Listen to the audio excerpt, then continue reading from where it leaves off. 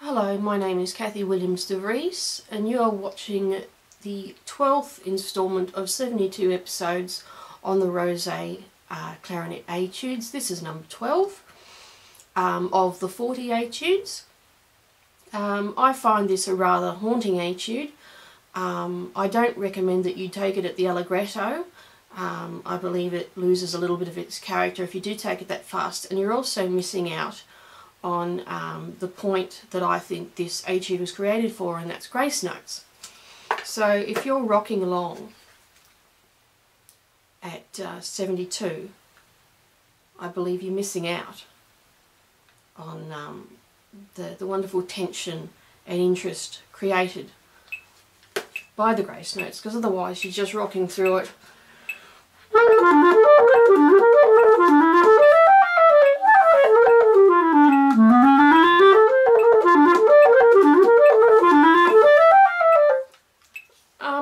I think it makes it far too busy, especially when you come to the end. Set 2 lines from the end. So I take it a little bit slower, and I will take it slower for the point of this etude, so I can more aptly point out the difficulties and interesting bits of this etude. So it's I think primarily for the grace notes.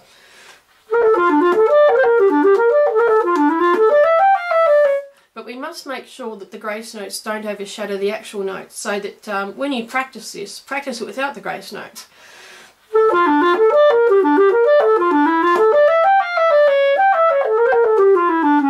And then gradually add in the grace notes.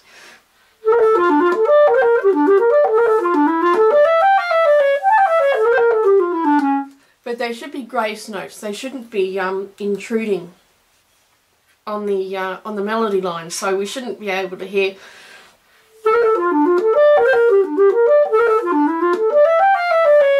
They should be part of the natural melody.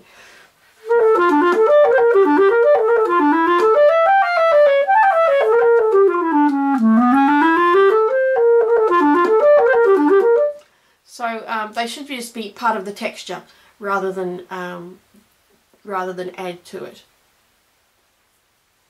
And we're also getting into playing in E minor, because I don't know how many times we play in E minor, and this piece is very much E minor. There's a lot of diminished 7th chords.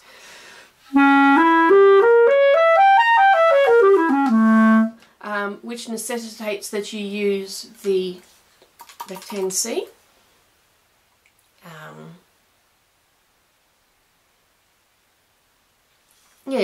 At times, plus you've got G sharps, you've got C sharps as it goes into the relative major. So E minor and then E major. And I pull around with the tempo here. I don't like to have it all the one tempo. I think that there are places you can rubato that really bring out the haunting quality of the melody. For in the second line,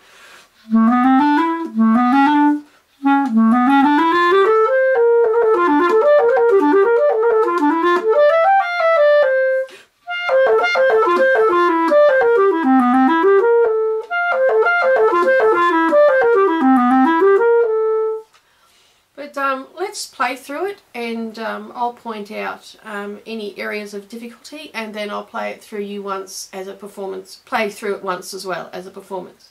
So here's number 12.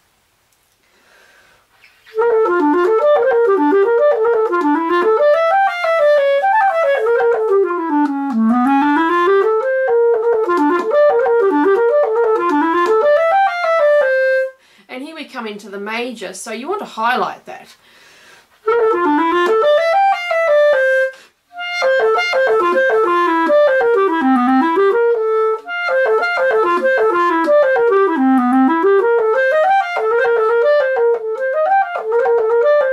And here, in the 3rd and 4th lines, with that repeated,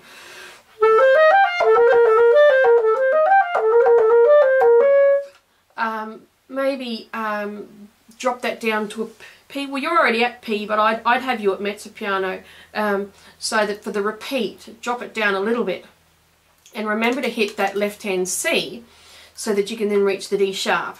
So, ooh, there you go.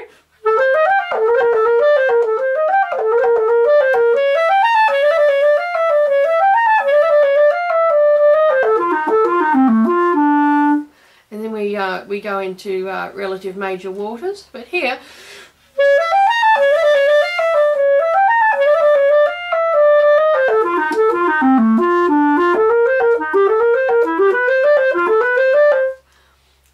and we work through various major chords. I like to let it flourish a little bit here. If we go back to the end of the second line again, because we're suddenly in major key, G major,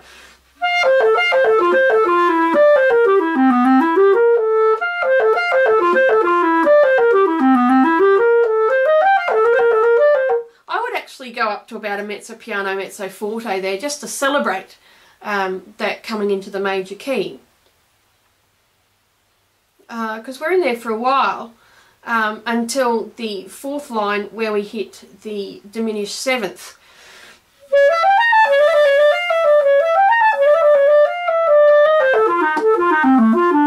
Really highlight that tension. So when you're going from the last bar of the third line,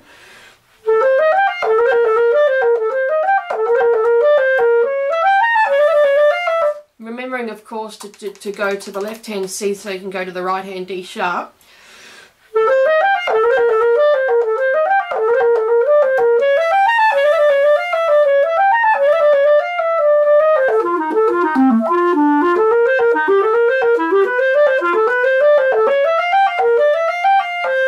And of course here we have been crescendoing generally anyway in the fifth line towards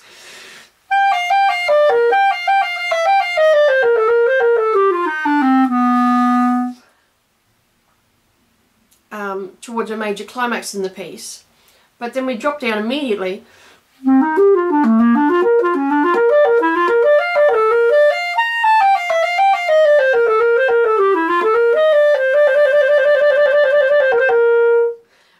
and again it's a major climax of the piece. We're in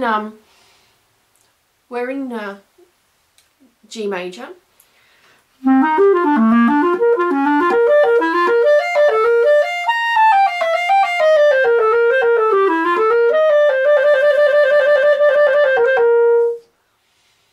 And then we come down again, back into the minor.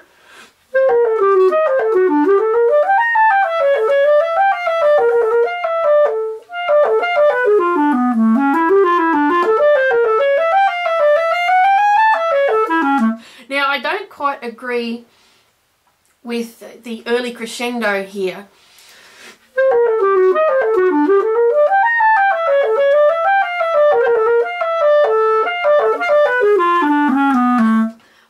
Make it very gradually, but certainly don't hit the forte until it's marked, because I like to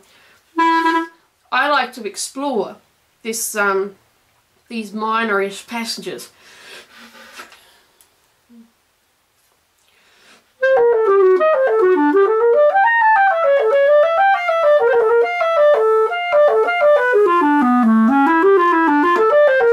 And in fact, no, I won't hit the forte there. I don't think you should hit the forte there. I think the forte should rightly be hit in the next line when you've got that B major arpeggio going down.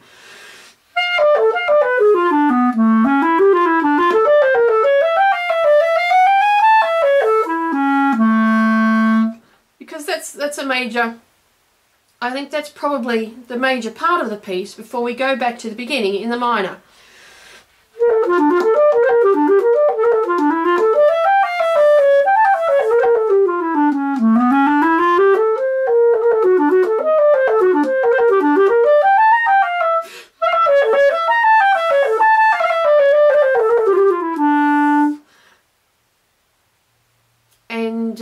And then we continue on forte.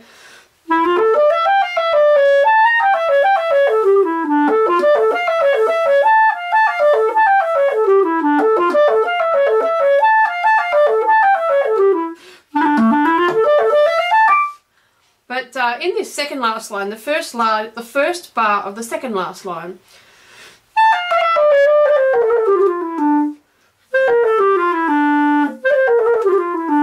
dead in time, you don't want to let the grace notes affect the rhythm, because it's really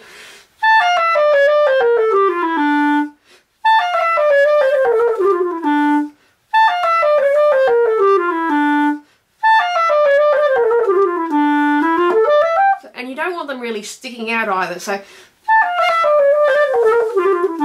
you want to hear the main melody.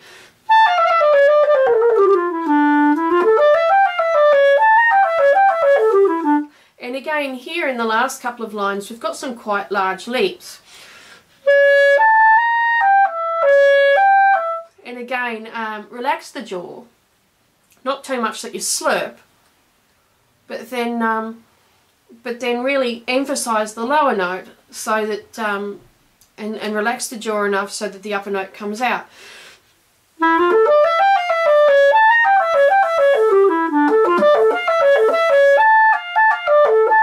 And especially here.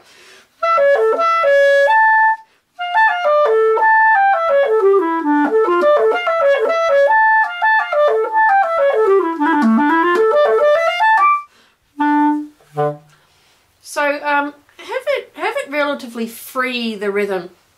I mean, have it in context. Don't sort of rubato around the place without thinking about it. But maybe if you took it at 60 and see how much you can play around with it, but still in that strict time.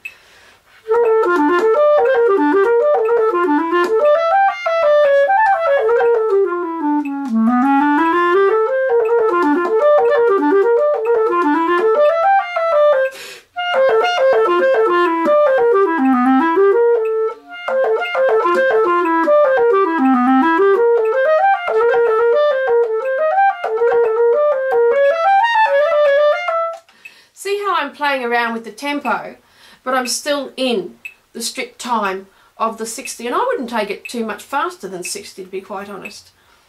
You might want to bump it up to about 66, but that'd be about the fastest I'd take it.